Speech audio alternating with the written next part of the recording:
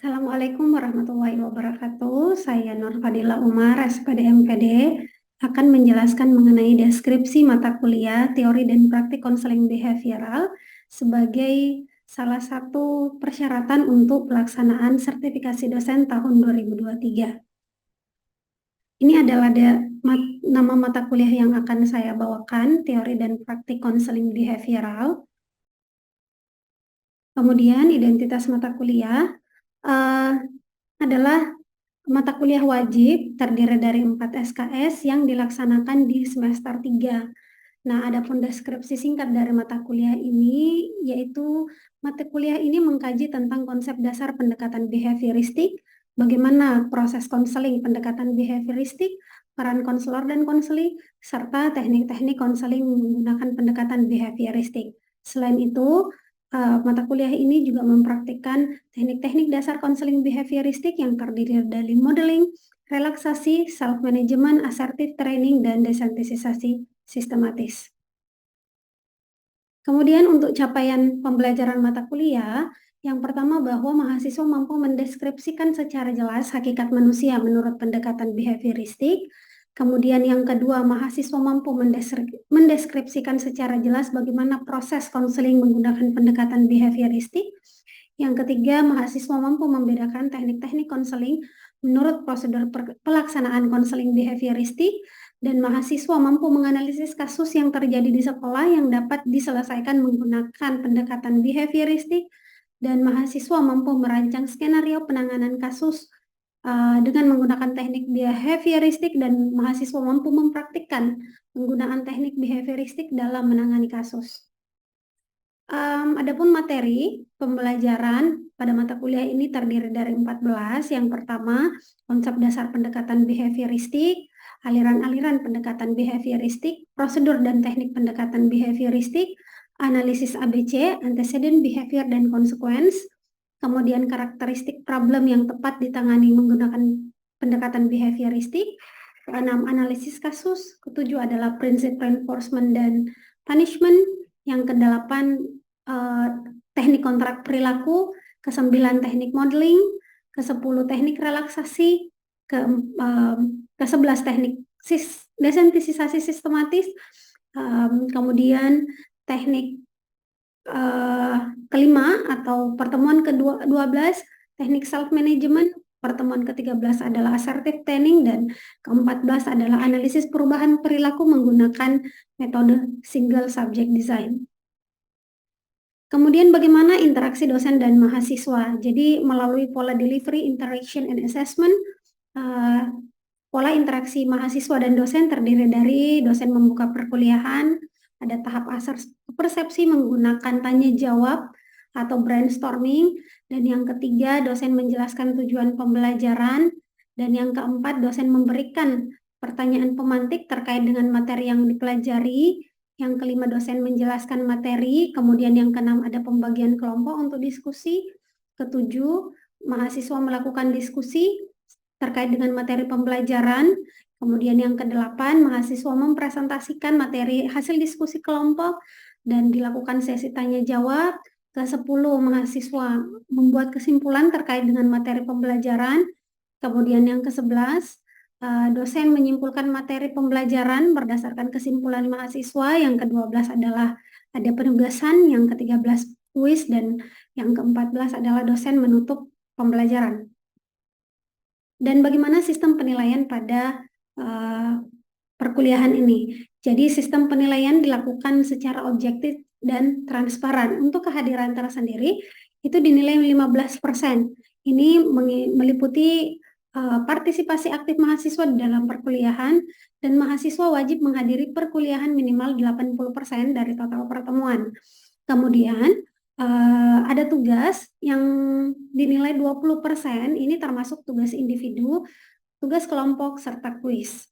Kemudian ujian tengah semester itu adalah 25%, ini adalah soal esai dan analisis kasus berdasarkan pendekatan konseling behavioristik menggunakan tahap identifikasi masalah, analisis ABC, dan menentukan teknik konseling yang tepat. Dan karena perkuliahan ini menggunakan sistem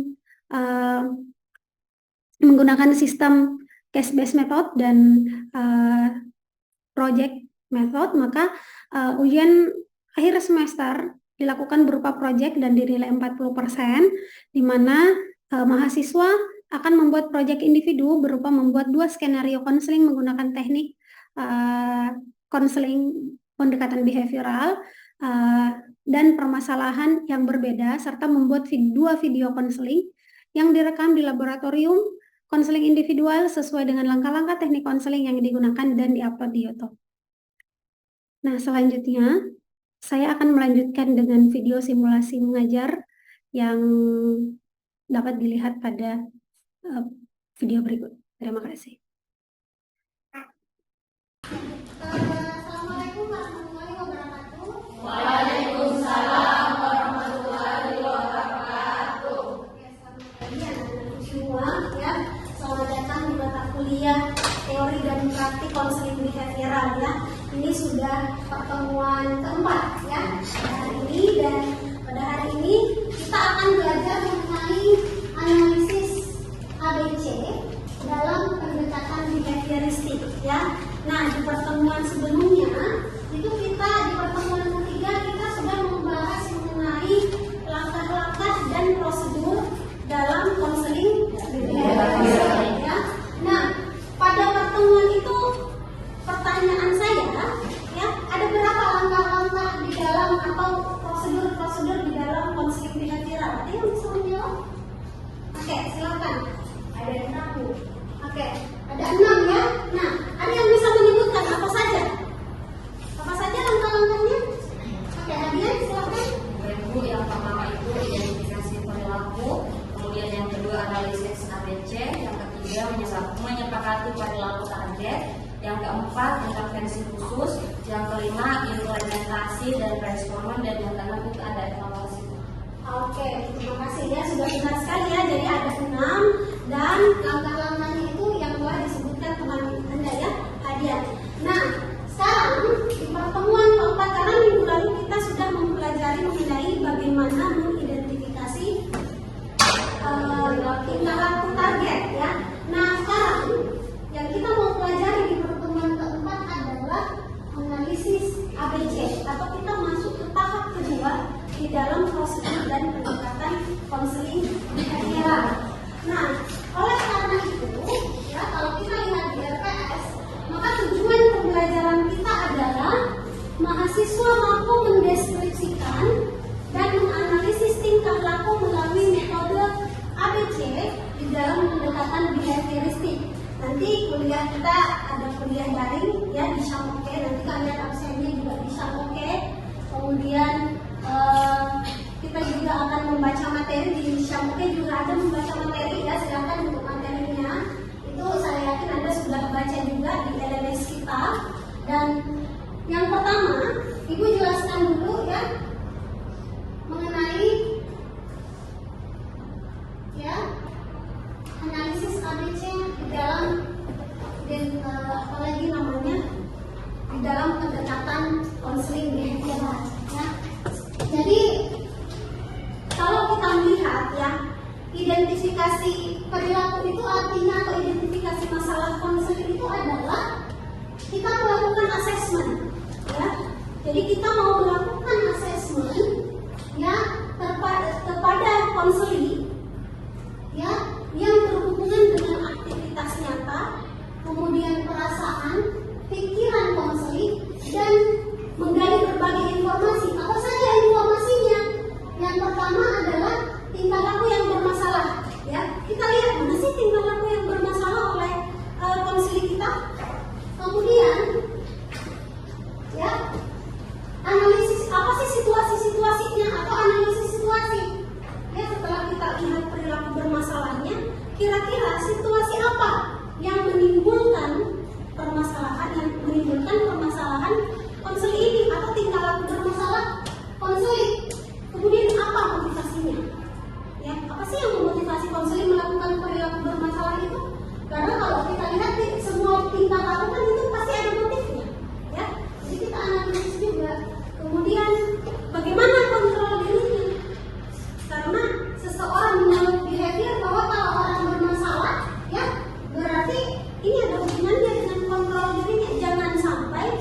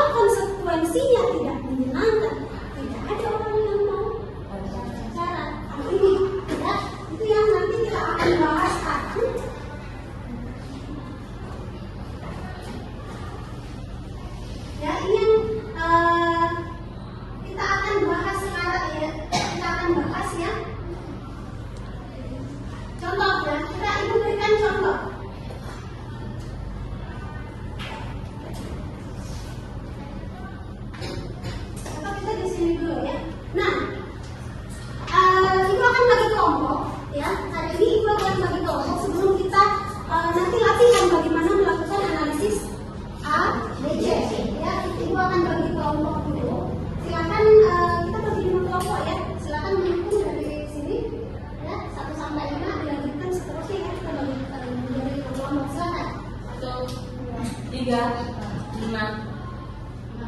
7, 1, 2, 3, 4, 5, 1, 2, 3, 4, 5, 1, 2, 3, 4, 5, 1, 2, 3, 4, 1.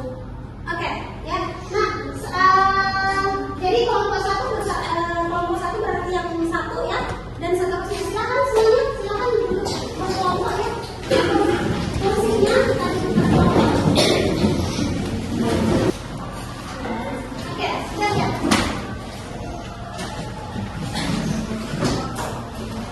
Oke, nah sekarang sudah berkelompok ya. Apa yang mau kita lakukan di kelompok? Jadi mana kelompok satu?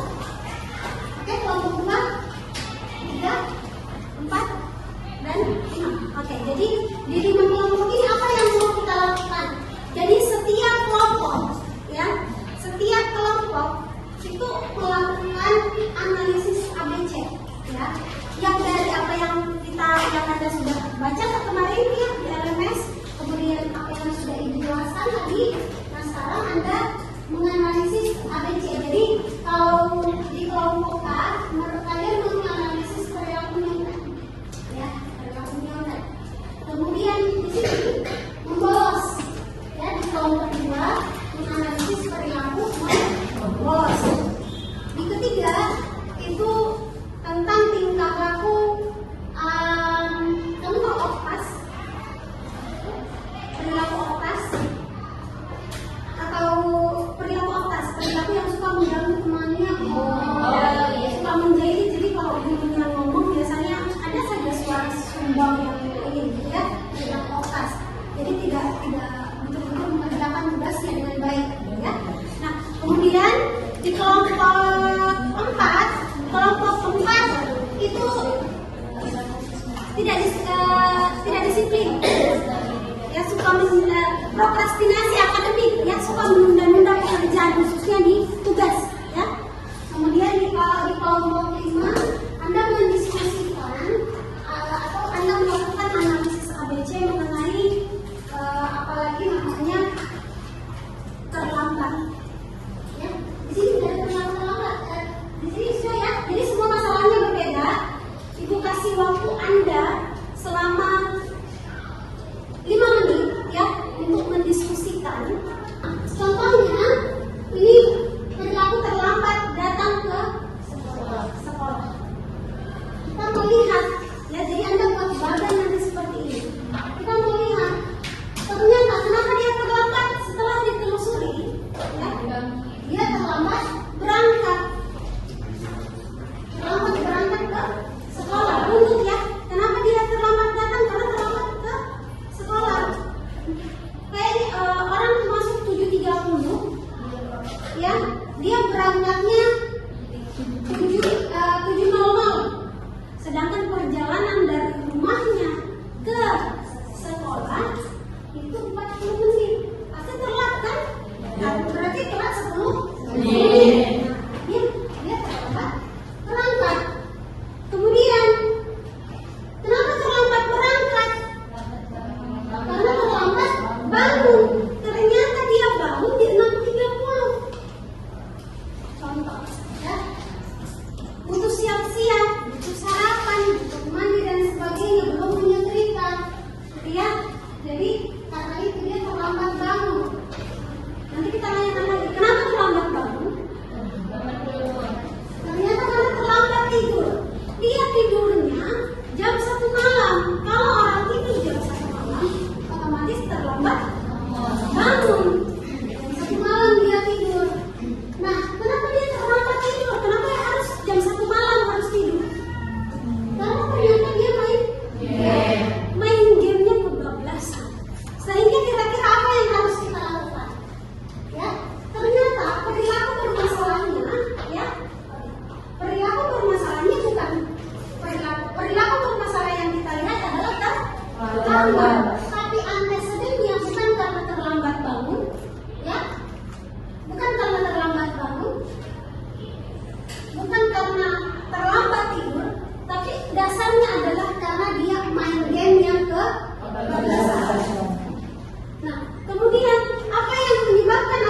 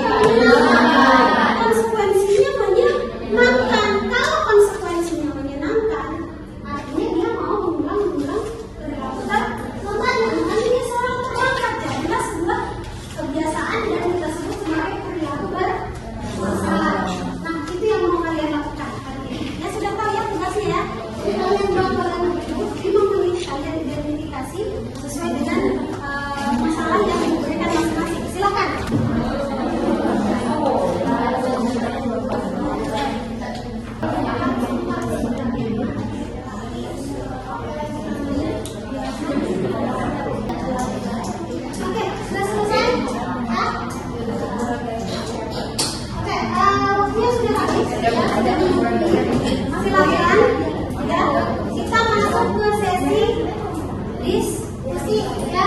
Nah, sekarang siapa yang mau mempresentasikan hasil dari diskusinya? Mau satu silakan. Silakan. Perkenalkan namanya ya dan hasilnya. Bisa dibuat ya, silakan. Oke, bismillahirrahmanirrahim. Assalamualaikum warahmatullahi wabarakatuh. Waalaikumsalam warahmatullahi wabarakatuh. Perkenalkan, saya Tika Madani, perwakilan dari kelompok 1. Adapun masalah yang kami analisis di sini adalah terkait dengan mantek. Nah, itu merupakan perilaku yang dipermasalahkan atau diakhirnya. Terus ada tendensi yang atau menjadi pencetus perilaku tersebut menurut studi kami itu kenapa kita sebut saja ini sudah menyontek karena pertama dia tidak paham dengan materi pelajaran tersebut. Nah, setelah ditelusuri kembali mengapa dia tidak paham materi tersebut, materi yang sedang diujikan, karena ternyata dari rekapan absennya guru mata pelajaran ternyata si A ini sering membolos kelas. Nah, setelah ditelusuri kembali kenapa dia sering membolos kelas, ternyata si A ini menganggap bahwa mata pelajaran ini sulit untuk dia pahami. Nah, ditelusuri kembali lagi mengapa dia menganggap materi ini sulit dipahami, ternyata karena dia tidak pernah mengulang pelajarannya atau dia malas belajar dengan materi tersebut, dan dia ketika dia merasa sulit dia juga pasrah dengan hal itu, jadi dia memilih untuk tidak belajar lagi, malas untuk mengulang pelajarannya. Nah, yang menjadi konsekuen dan kenapa perilaku ini terus terjadi ternyata karena yang pertama banyak teman-temannya yang mendukung hal tersebut. Mendukung di sini ceritanya temannya juga memberi contekan, dan bukan cuma dia yang mencontek dalam materi atau kelas tersebut. Nah, konsekuensi yang berikutnya ternyata guru mata pelajaran ini tidak aware dengan siswa-siswanya, dia tidak peduli.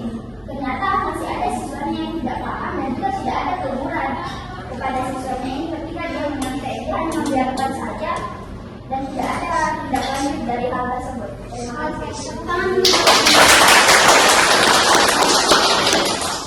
Jadi berdasarkan dari hasil diskusi kelompok 1 ya, bahwa ternyata perilaku menyontek itu antecedentnya karena ternyata siswa itu tidak paham. Kenapa dia tidak paham? Ternyata kalau kita kenapa dia tidak paham? Tidak mungkin karena memang pertama membolos gitu ya, karena absennya dan sebagainya, dia tidak pernah masuk ya di pelajarannya. Kenapa tidak masuk pelajaran? Karena mungkin dia tidak suka dengan pelajaran itu.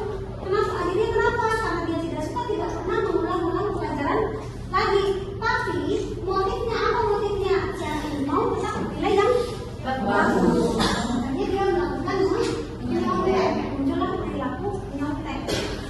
Satu kali menyontek, ternyata ada yang kasih nyontek, ya itu konsekuensi yang menyenangkan atau tidak menyenangkan? Ya, dia tidak menyontek, dia menyontek, dikasih menyontek sama temannya, tidak kedapatan lagi sama guru. Jadi meskipun tidak belajar, kamu bisa dapat nilai yang bagus, sehingga perilaku menyontek itu terus berulang. Ya, gitu ya.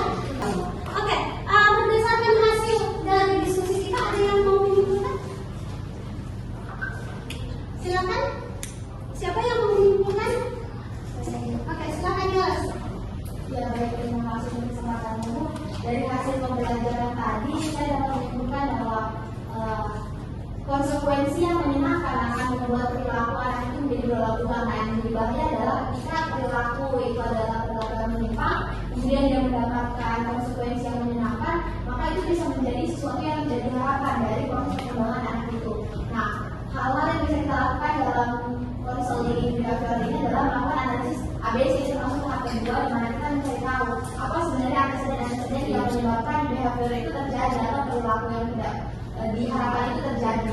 Oke, bagus sekali. Terima kasih atas untuk pembelajaran ini ya. Jadi berdasarkan dari kesimpulan teman-teman semua ya,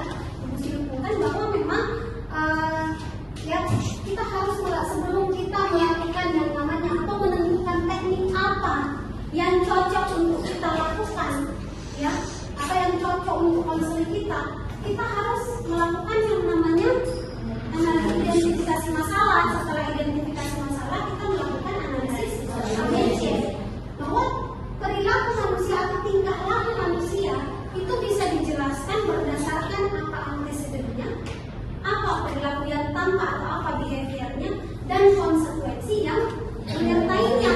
Kalau konsekuensinya itu menyenangkan, itu adalah berupa reinforcement. Akhirnya orang mau mengulang perilakunya. Tapi kalau orang mendapatkan reinforcement, nanti kita akan belajar juga ya. Ada reinforcement positif, ada juga reinforcement negatif. Nah, kita sebagai seorang konselor itu harus lihat dulu ya, karena kita harus mendahulukan reinforcement dulu, baru punishment. Punishment itu adalah pilihan terakhir yang harus kita lakukan ketika kita mau mengubah yang namanya perilaku yang tidak diharapkan, gitu ya. Oke, nah ini mau kasih tugas ya. Ini LKPD untuk hari ini. Jadi lembar ini adalah lembar kerja untuk evaluasi ya. Ini adalah tugas kalian lembar keempat. Yang pertama adalah ini Ibu sudah upload di LMS ya, di Learning Management System. Kalian juga bisa download untuk tugasnya, formatnya. Jadi kalian sebutkan jenis perilakunya apa. Contohnya tadi main game ya, kalau mau 5 main game. Durasinya berapa? Karena main game kalau cuma 30 menit kan nggak masalah. Tapi kalau main game 55 sampai 3 jam, itu yang baru masalah. Durasinya berapa dan berapa kali? Ya, karena kadang-kala perilaku itu kalau muncul satu kali itu belum bermasalah. Tapi kalau muncul berulang-ulang kali itu baru bermasalah. Jadi makanya lihat berapa kali, berapa lama durasinya dan frekuensinya berapa kali. Kemudian apa sih yang menyebabkan itu antecedent pertamanya?